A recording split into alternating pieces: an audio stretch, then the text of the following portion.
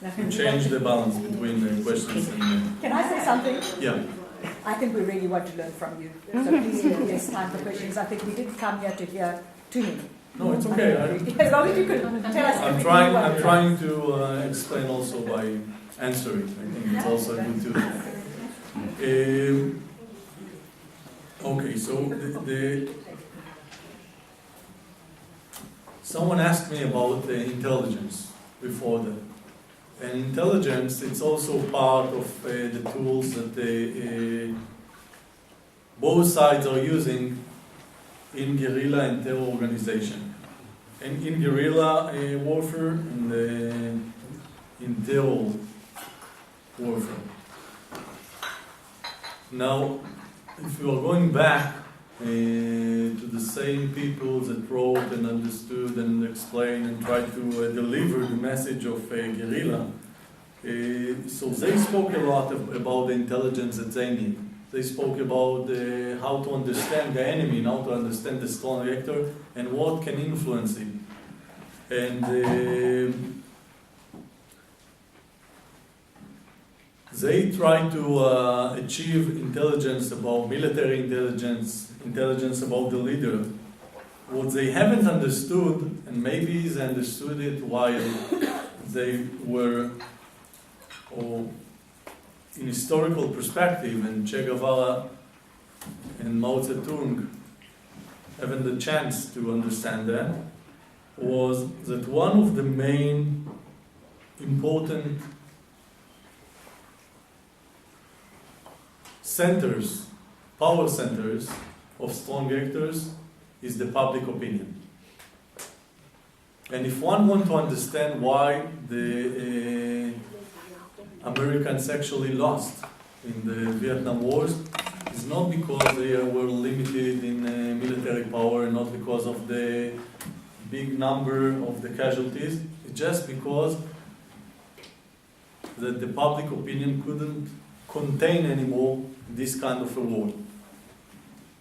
And the demonstrations inside in the cities and the demonstrations against the war, make love no war, were part of the decision after that to drop off from Vietnam. If you are checking what made the Soviets to drop off from Afghanistan, you will find even those that, as I said, it's not a part of a society, you can find again that people, the public opinion also influenced the leadership to take off from this war. The casualties, the number of casualties. If you check what happened in the first Lebanon war inside Israel, which was the first war in Israel that the public opinion influenced while the army was fighting in Lebanon, you see that the public opinion, the demonstrations, Shalom Achshav, Peace Now movement, influenced the decision of the government to drop off from Lebanon to the security spree. Now, if we want to understand that, we need to understand the environment that this kind of thinking was created. In 1933, in Oxford, there were a group of students that sat together and decided, after a huge debate and the elections, they decided that they are not going to fight anymore for the kingdom, and they are not going to go to any fight in the future, even if the king is sending them. Now, this kind of a decision, it's a dramatic decision. Why? Because Oxford is the main source for officers in this period, is the main source of officers in the British society. And when those students, committee of students, sitting together and deciding for all students that they are becoming pacifist and they are not going to fight anymore, it means a lot. And it was a huge debate and everyone was involved in it, but it was part of something that happened in Europe in this period. And it happened after the First World War and after the Second World War, when people looked around and suddenly asked themselves, how come the modern culture and the Western culture destroying itself? How come that Yetzer Ha'adam Ra Mineuav? How to translate it? Yetzer Ha'adam Ra Mineuav. It's from Tehillim. Human nature is bad from its origin? Something like that, yeah. How come it's true? And there were many thinkers. Bertolt Brecht wrote a song about it, which is writing about he's talking about the general, and he said, "General, your tank is heavy and well structured, and he has weapons and everything. He has only one problem: he needs a soldier in order to drive him. General, your airplane is strong, he can reach a long distance, he can bomb cities and enemies. He has one problem, he needs a soldier. General, your soldiers are well educated, well trained, they know how to fight, they have only one problem, they know how to think." And this song is presenting the new phenomena in the Western culture. You can take it to postmodernism, you can take it to post-heroism, you can take it to post-culturism, whatever you want. The bottom line is that everyone put doubts on everything.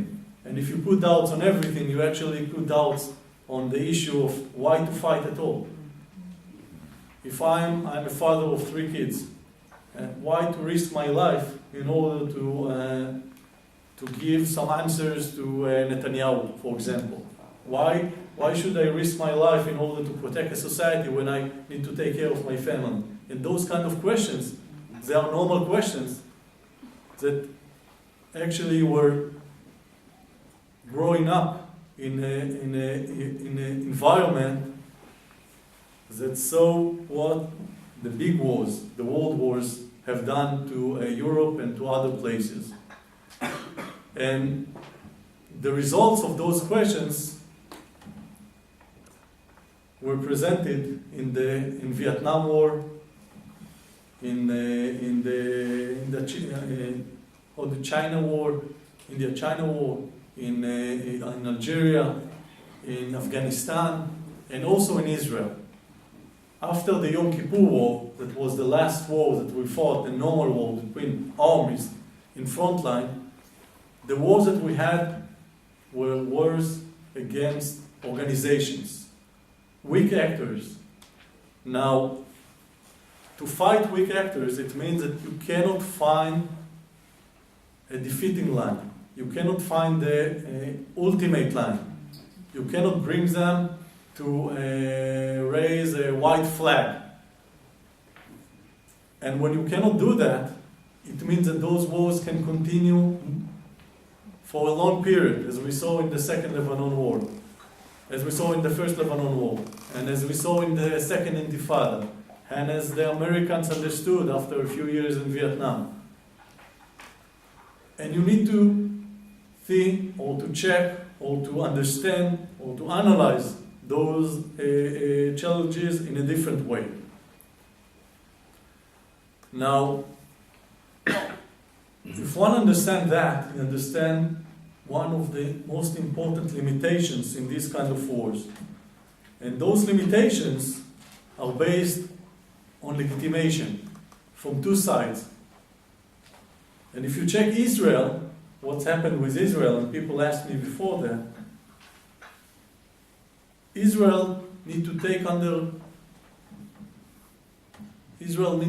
all the time and to calculate the internal legitimation and the external legitimation. And those are the main limitations of Israel. Israel can fight in the Hamas for a long period. We have enough manpower, we have enough military power, we have enough airplanes, and this is not a real fight. Israel is the main power today in the Middle East. Compares to any kind of country, even compares to Turkey. But still, Israel has more limitations than others. And if you are taking the Americans has no limitations of external legitimation. The American is a world power. America is a world power. The USA is a world power. They do not hesitate when they need to fight. They do not hesitate what the UN committee will say about them. They do not afraid from Hague or whatever. They can do whatever they want. And still they have limitations of legitimation inside. Inside, the voices from back home can influence and can limit the way of fighting. Now, before I'm continuing, I want to say a few words about limitations of the other side. And when Mao Zedong is talking about the guerrilla warfare, he's talking about the fact that if you are getting into this kind of war, you need to understand that there are two situations. Only two situations. Or you lose, and you lose your life, or you fight, and you win something. Now, when you see the jihadist movements, we see that they think with the same way. Or they have something to win, something. Doesn't matter what. Even an image of victory. Or they are losing everything. This is the way of thinking that they have. If they know that something is going to be in the middle, they will not do that. And this is what you can understand from the words of Nasrallah after the Second Lebanon War.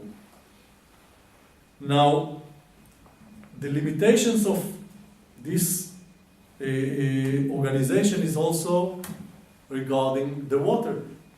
If the fish has no water, it cannot survive. If you know how to separate between the enemy or between the organization, those organizations and the civilians, you can fight them. And we have many examples from history how what the British army did with the Mau Mau, and how the Americans treat the organizations in the Philippines, and how different countries try to do different things in the first and the second war, the Boers Wars in South Africa. And you can by the way, this is the wars that they invented the World Commando, and they invented also the concentrated camp, the British Empire. And you can find how they tried and how they found ways to separate between the water and the fish. Because when you have the fish, you can fight him straightly, and you have no actually you have no limitation. He is limited by his own power. Now, I said before that I think that we can win, that we can defeat small actors, that we can defeat terror organizations. But how can you do that when they have only two situations, when they have only two options, or to live or to die? How you can do that? And then one needs to go back to the basic assumptions of war. What is war? And how to win war. And I'm going back to Clausewitz, who was one of the biggest historians and thinkers about war, about theory of war. And he said that if you want to defeat someone, you need to destroy his main mass power. And to translate it is to actually, if you have 100 soldiers, if you kill 80 soldiers, it means that you hurt his main mass power. And if you have 100,000 rockets and you destroy 800,000 rockets, it means that you destroyed the majority of his weapons. And if you had something like 50 suicide bombers, and at the end of the day you have only one suicide bomber, it means that you defeat the other side. Now, to defeat, it's not to win. And there is a difference between defeating and winning. Why? Because defeating is a military aspect of how you bring the enemy to, and there was an Israeli thinker, Yoshafat Arkabi, who was a general in the IDF, the ones that responsible for the intelligence corps, and after that a scholar in the Hebrew University, and he wrote big books that today every officer in the IDF, not in his first years, but after that, need to read and to understand that, a theory book. And he says that if you want to defeat the enemy, defeating the enemy, it means that he is lying down without any ability to move his hands and legs. He saw it as a boxing competition. And when one wants to defeat his enemy, if he wants to defeat a terror organization, you need to find what is main power sources or main mass power in the organization, and what kind of powers and terror organization can have. Do you have any clue? Money. Money is important. Politics. Ideology, can you attack ideology? No, the people. Support of the people. The people, all right. Inside Can the you, land. in democratic country, can you eliminate or make the population to disappear? But you can Probably find no. the support of the Okay, activity. okay. And ideology? I will say a word about it in a moment. The main mass or the main power or the main PowerPoints in the organizations are, first of all, leadership, and secondly, we'll speak about propaganda in a moment, and secondly, the number of the people. Now, if you have 100 fighters and you eliminate 80 of them, it means that this organization is going to crash. If you have 5 leaders and you kill all the 5 of them, it means that they are in a problem. It doesn't mean to defeat them, because Israel tried to do it in Hamas organization for years, but it means that you damage them for a long time. Now, there are also big questions also inside Israel. What's happening when you're defeating the enemy, and what we have these questions right now. What will happen if we defeat and will break the Hamas as a monopoly in Gaza? Who will come after them if it's not going to be worsened? I belong to the group that wrote that I don't know how any kind of organization can be worse than Hamas. What they will do, dig tunnels differently, they will launch rocket with the second hand, what they can do differently from Hamas. There are people that think in Israel that think that the Hamas is not the worst option, and we can find ourselves with Daesh or other organizations that are more dangerous to Israel. I don't think so. But in any case, in order to defeat someone, in order to defeat the Hamas, you need first of all to eliminate or to delete or to, you can use any word that you want, to kill or to arrest the leadership of these two organizations. And Israel actually developed these tactics in the second Intifada, and one of the men that developed these tactics was Yuval Diskin, the head of the Secret Service in Israel, the Shabak, the ex-manager of the Shabak. And what they found that if you use intelligence and you mix between human sources, secret sources, which means that all the things that we use, and we are going with them all the time, and you can mix and to find intelligence and to bring all those intelligence sources together, you can find and locate those leaders and to kill them if you want to, and this was part of the tactics of Israel, and it influenced the Hamas. We didn't eliminate the Hamas as an organization because the Hamas as an organization is ideological, is based on ideological aspects, and you cannot eliminate ideological aspects. But we attacked the Hamas, and if you check what's going on someone asked me about Judea and Samaria. If you check what's going on in Judea and Samaria and why Abu Mazen is so strong compared to what's happened in Gaza, and how comes that in Gaza, one day after the Hamas was elected, all the Fatah members were throwing from the balconies from the third floor, and in Judea and Samaria, Abu Mazen is still strong and have control on the Palestinian Authority.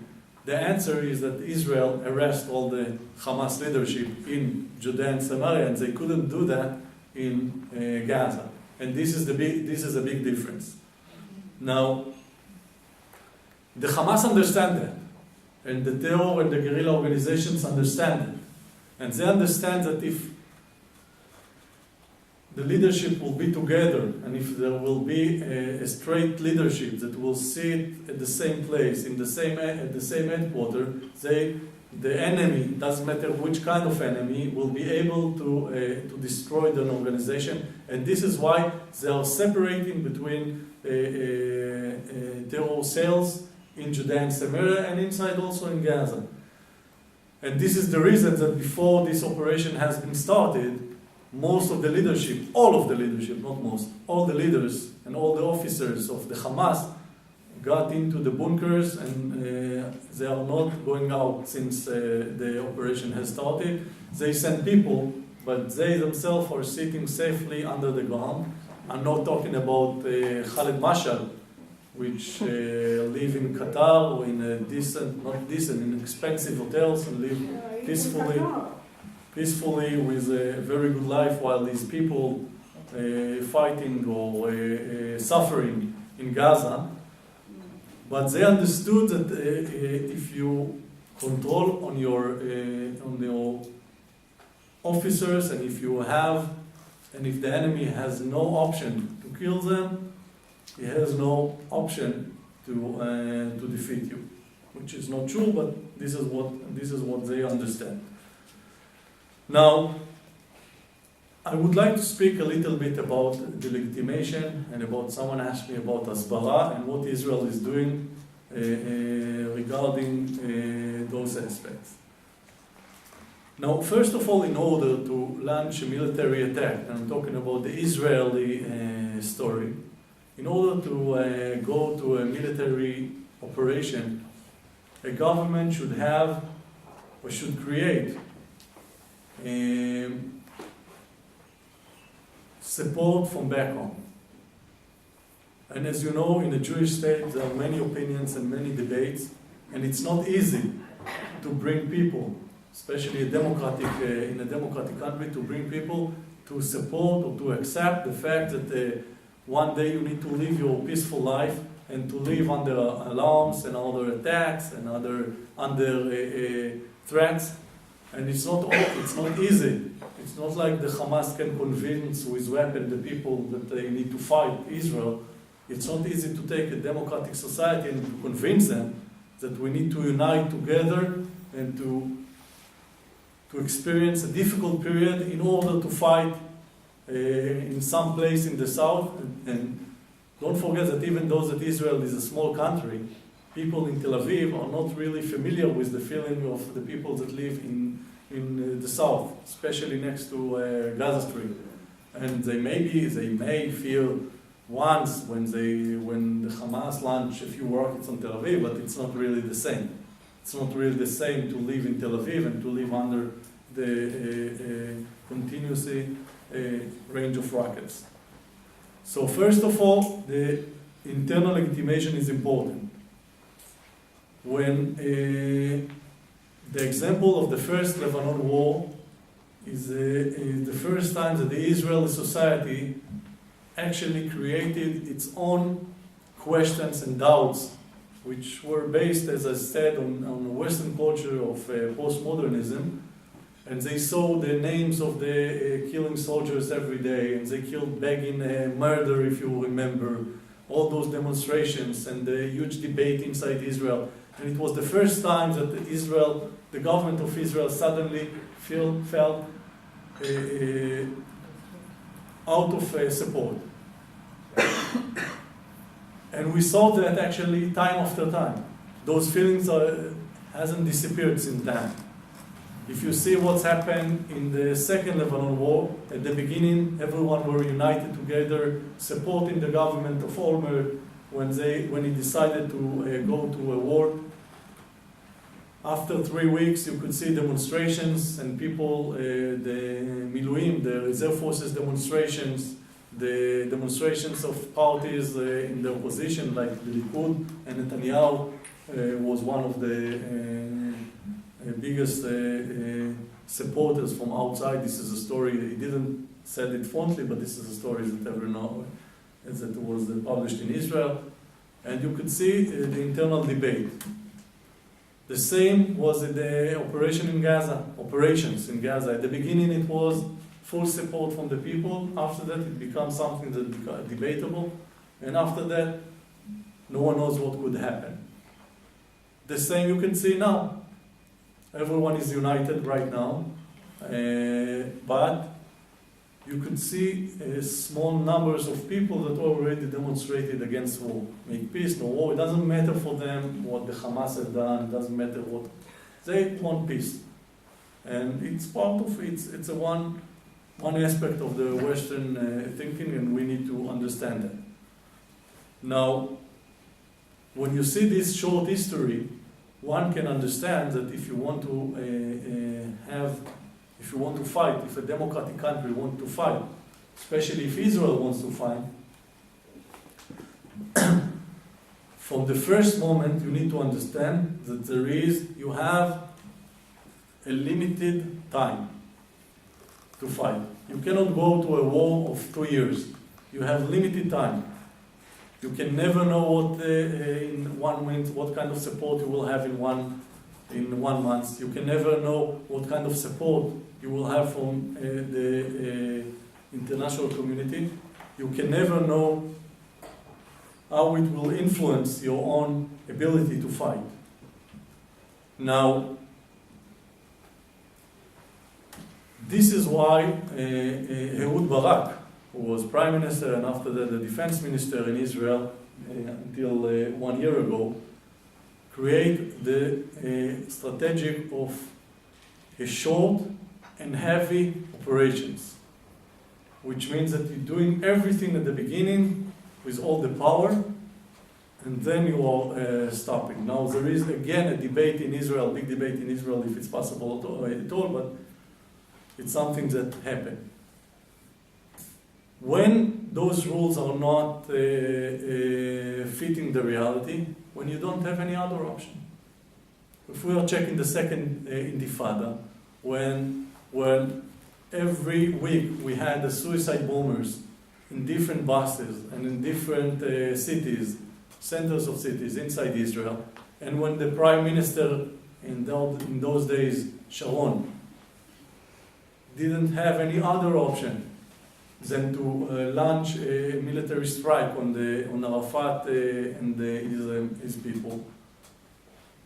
He did it, even though that at the middle of the operation, President Bush said, and he was a big friend of Israel in those days, and he was a big friend of Sharon after that, said clearly, I demand that Israel will drop off from the Palestinian cities.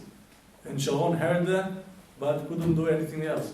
He couldn't stop this operation because you cannot stop the terror or the suicide bombers phenomena without getting into every house that you can. And one of the managers of the Shabak, the Secret Service,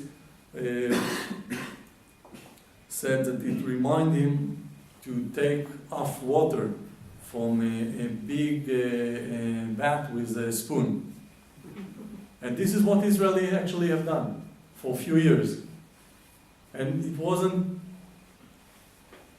based on legitimation, internal legitimation. and it wasn't based on external legitimation. It was based only on the need of Israel to defend itself.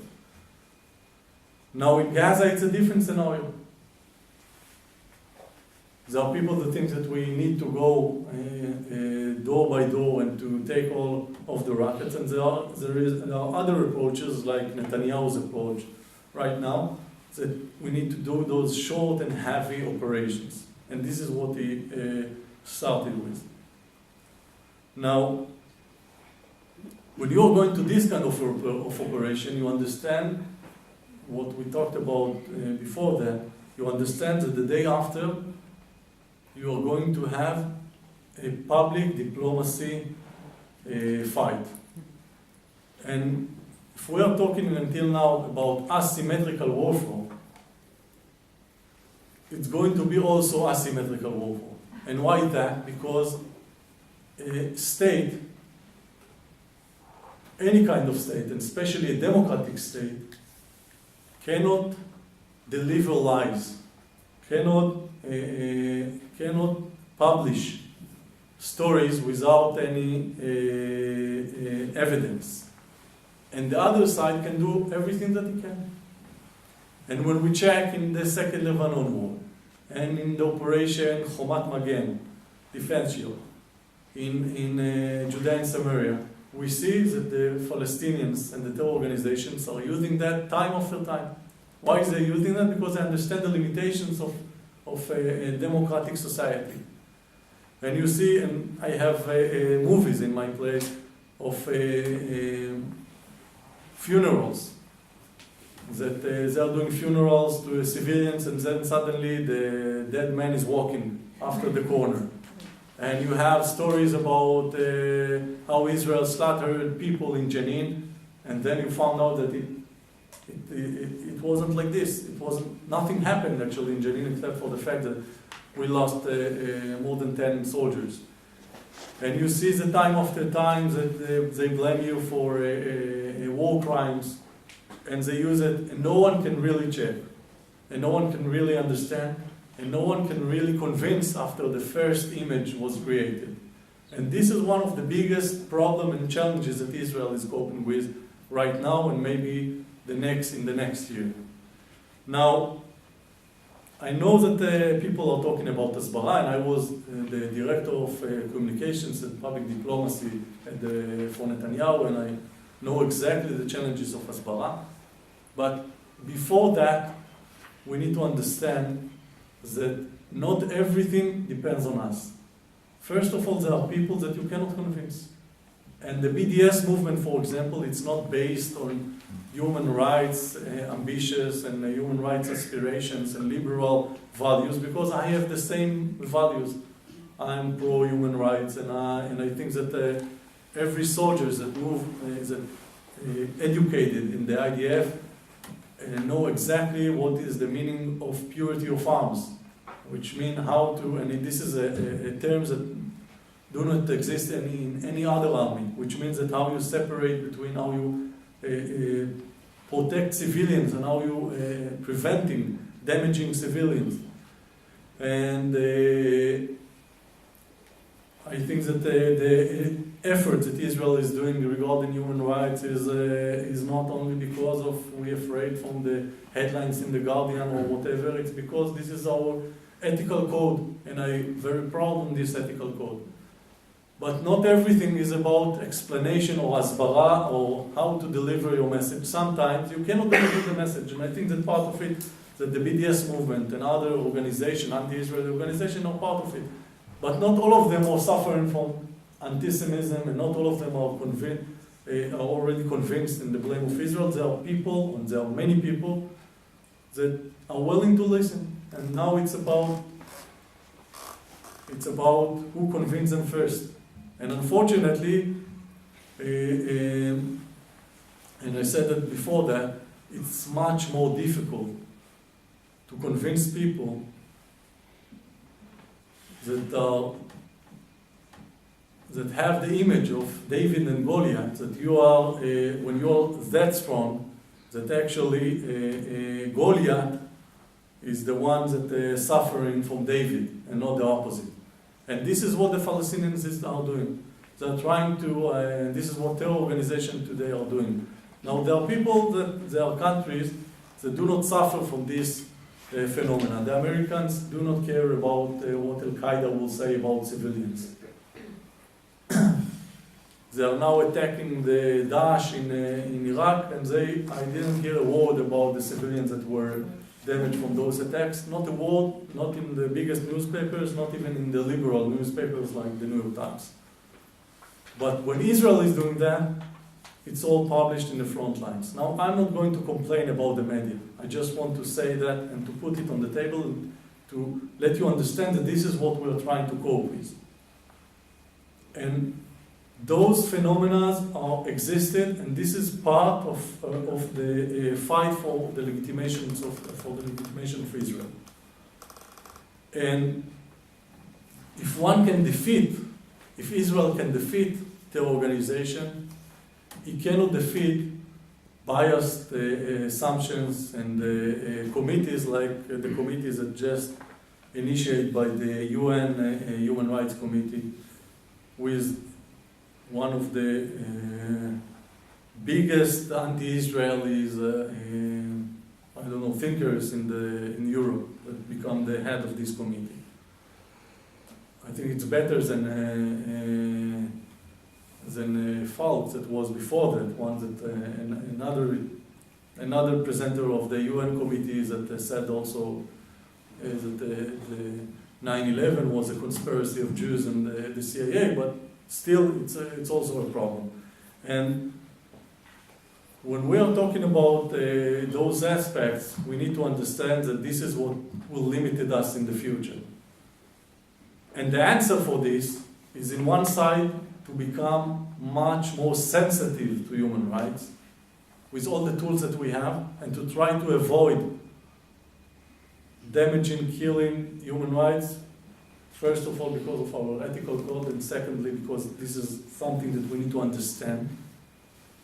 And at the same time, I'm saying that it's impossible to separate completely between the fish and the water. It's impossible to find wars without casualties, civilian casualties. And in the second level is to understand and to stand in a very straight way and to try to deliver this voice and to take part of this human rights discussions that is, you will not find it in China or maybe in Russia or in other countries, but you find it in those societies that it's part of the circle that Israel is belong to, and this is a huge challenge. Now I will just finish before the questions with one story, just to give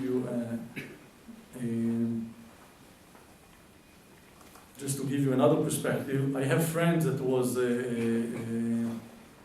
that sent to Brazil for a few years from the Israeli government, and he lived in a safe place in a building with a guard downstairs. And they become friends, and this guard one day came to him in the morning and he said, "Look, I would like to say a few words if it's possible to tell you something." He said, "Of course." He said, "I would like to participate in your sorry about what happened." He said, "What happened?" He said, "I heard in the night that the Americans killed Bin Laden, and I'm sure that you're very sad, and the Israelis." So this man is not really, this Brazilian, he doesn't really know what is the difference between Bin Laden, Al-Qaeda, and Israelis. He doesn't know, he thinks that Israel probably is a place with many camels and other things. And this is most of the population in the world. But unfortunately, this is not the population that deals with Israel. And we need to understand and to cope and to raise the democratic and liberal voice in Israel in order to create and to maintain the tools, the military tools, and those two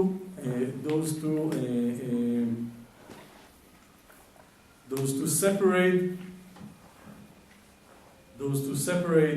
values, or those two separate dimensions, are mixing time after times when we find ourselves in operations, in wars, and those two dimensions are what's giving us or what leading us to the conflicts that we face today. Thank you, and now let's open it to the questions. Yeah, you. You might have seen that video of the Egyptian journalist filming Hamas launching a rocket. Do you? No, I'm not Egyptian, Indian, I think. Indian, you're right, Yeah. sorry, Indian, yes. And what you saw was after they had set it up, they actually set it off by remote control. And the Indian journalist mentioned how this was in a crowded civilian area, and of course Israel would come and warn the civilians, etc. He said he didn't know what was going to happen. My question is that by the time Israel might have retaliated in that built-up area, the militants would have been a long way away. And so Israel would know, surely, that they're going to bomb civilians. So aren't they playing directly into Hamas's hands without actually really hitting Hamas themselves? So first of all, it's a good question, but this is not the old scenarios that we have, unfortunately. It's very easy, by the way, because if you have just the tools, it's not a big deal.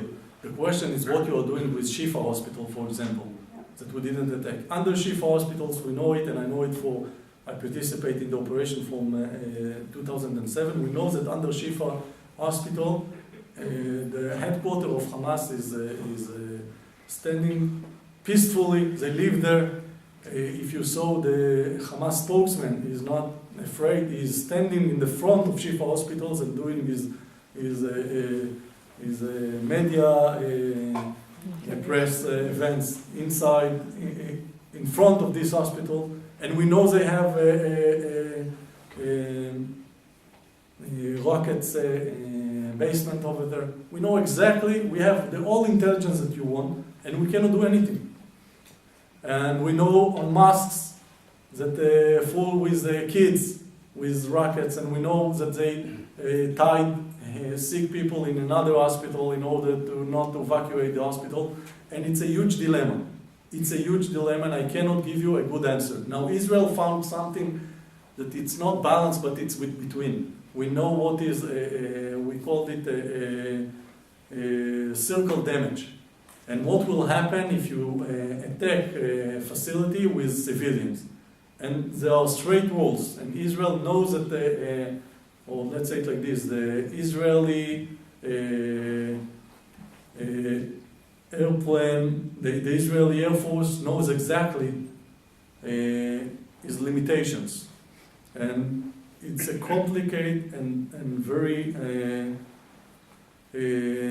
strong ethical and moral dilemma. But there is nothing to do, this is reality. And as you see, this is the results, 2,000 people, that I think that more than half of them are terrorists, but 2,000 people that have been killed in this operation. This is a result of an army that tried its best to avoid damaging civilians. We have no good answers how to change and how to create a different balance between that and that, the two aspects. Yeah.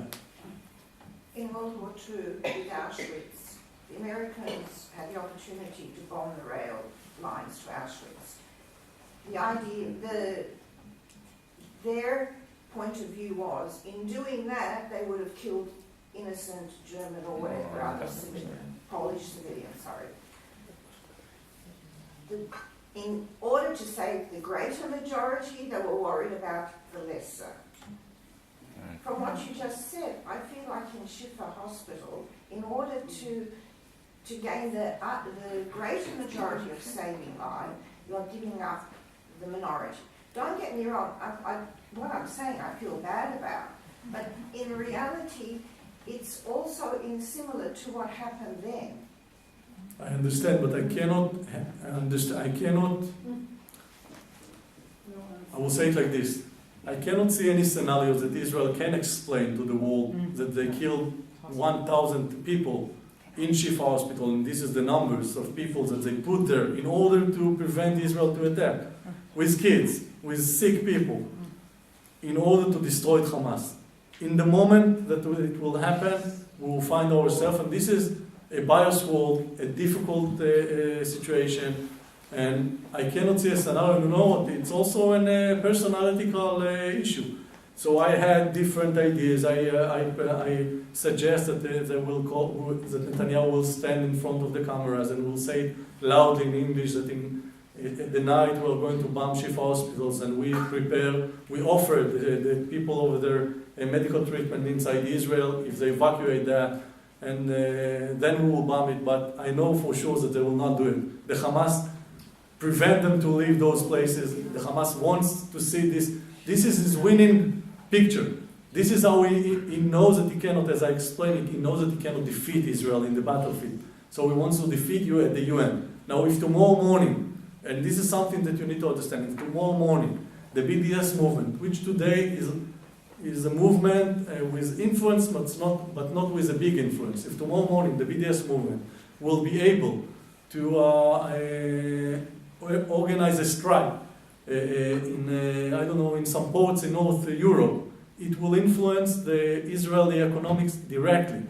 And if tomorrow morning, air flight companies will stop sending flights to Israel, it will influence the Israeli situation immediately. So the balance is so sensitive between what we can do and what we cannot do, and our limitations as a moral and democratic country, and as a Jewish state, which based on those values and which attacked by biased opinions, that there are no good answers.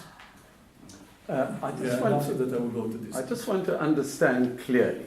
And I take your point that Shifa Hospital can't be bombed. But what if Israel? It might can, but it will influence. It might can. But there is another alternative. Yeah. It's not an alternative for the Israeli army to drop in paratroopers or to go in through Gaza on the ground, surround the hospital, make an announcement that this is the headquarters, and then face-to-face combat, go in and take the headquarters. Surely that would put an end, it would cut off the head of the snake. First of all, it was one of the scenarios in the past, and it is one of the scenarios today, but you need to understand that this kind of, again, if you want to send ground troops, it means that you need to use a lot of fire in order to protect them. If not, it means that they are like ducks. If you send them straight to this place, just to stand there without a strong fire, from aboard, it means that you danger them. Now, if you're sending a lot of fire to this kind of urban area, it means that you will kill a lot. Again, it's a operational dilemma that influence. We called it the strategic war. It's a tactical dilemma that influences the strategic level. And this is what's happening. Every soldier in Israel actually can influence the strategic level. And every small operation, which can be, every army can do that in a very easy way. And maximum, and I'm talking in a strategic point of view, maximum we will lose soldiers. In Israel, it's becoming a strategic phenomenon. And one of the things, by the way, that make the Israelis convinced or make Ehud Barak drop from Lebanon was one accident with helicopters in '97 and one event with my colleagues in the Navy SEALs that were killed in Ansariya in Lebanon. 12 people have been killed, and it influenced the whole society. Now in the US, if 12 Navy SEALs have been killed in some place, it's a story, but not a big story. No one will change strategic thinking according to this event. In Israel, if 12 soldiers have been killed in this kind of event, it can influence the Israeli public opinion and the Israeli interest. And a leader in Israel, and I think that to be a prime minister in Israel, it's the most difficult position in the world. A leader in Israel need to take all those aspects under considerations when he is going to war. Yeah. In what sort of happening, I said it in inverted commas, event is the current ISIL situation in Iraq. It's taken Israel almost off the main headlines. Unfortunately not. What? I think it's a ceasefire. And, the last few days, it's all about ISIL in Iraq, and you think, oh, well, that's good for Israel. I hope so, but it's not.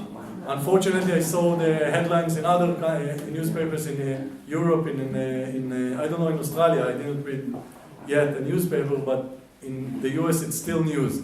And people are focusing on Israel. I don't have good explanation why such a small country and such a small conflict is in the focus of the world, but this is a fact. Yeah. Anti-Semitism. Me? Yeah. Of all the demands that Hamas are making in Cairo, non-negotiable demands, is there anything that Israel can give them among all those demands in order to stop this? What can Israel give them? Again, it's a sensitive situation, because if you ask me, I would like to see Gaza as Hong Kong. And they have the ability, and I can, and as Israeli, or as Israel, we should even to invest money in order to maintain and in order to make them increase their level of living and other things. Unfortunately, if we check what happened with those tunnels, the concrete has come to the Gaza Strip in order to build houses, hospitals, and schools. They use it in order to build tunnels. Now, I have it's a different mentality, and right now, the people of Gaza preferred Hamas, or forcing to prefer Hamas, than to prefer building a civil society. Now, what they are trying to do now is to make limitations and some kind of supervising by the Egyptians in order to bring things to Gaza and to make sure that they are not using it for military purposes. I'm not sure that it's working. As I see it, as long as the Hamas is there, it's going to be a problem, and unfortunately, we will have to fight again and again. Yeah. Yeah, but they've got a war. They'll be charged for war crimes. There'll be a committee looking at it. Can't that committee be made to go to the Shebra hospital and see exactly what's happening as part of the... This committee already has, they haven't started yet, and the man that was in charge of this committee has already said that he wants to bring Netanyahu to a supreme war crime. So it's not really about the committee, it's about how we can, and if you know this committee had for the last, I think 10 years, only 10 investigations, 8 of them about regarding Israel. No Saudi Arabia, no Iran, no nothing. Everything about Israel. So it's not quite, and the president of this committee was at the past Libya and once Iran, and it's not really, it's a committee for human rights, but not the utopic human rights committee. Yeah, last question. Can you explain why Hamas has got such unsophisticated rockets? And there's no doubt that one day they will have sophisticated rockets. And to me, that's the real concern for Israel. You talked about the airport, you talk about Tel Aviv. And one day they may be doing to us what we're doing to them. And the weapons they're using now are so unsophisticated. Why aren't they being supplied with more sophisticated weapons? Well, first of all, it's not unsophisticated. To find the terror organizations that have about 10,000 rockets, it's not a terror organization, it's an empire of rockets. And there is no country in this area, in the Middle East, that have more than 10,000 rockets. It's a huge number, you need to understand that. Now, the fact that they can launch rockets on Dimona, on Air Force bases, on the airport, they are not, we have a lot of flags that we have our system, but the fact that they can do that, it's a very sophisticated level. And it's not that easy as in Mao Zedong period. They are guerrilla or terror organization, but has power or abilities or tools of a normal army. And this mix, it's something that Israel need to take under consideration when they are going to fight, without any connection to the real fight that's starting right now. Thank you very much.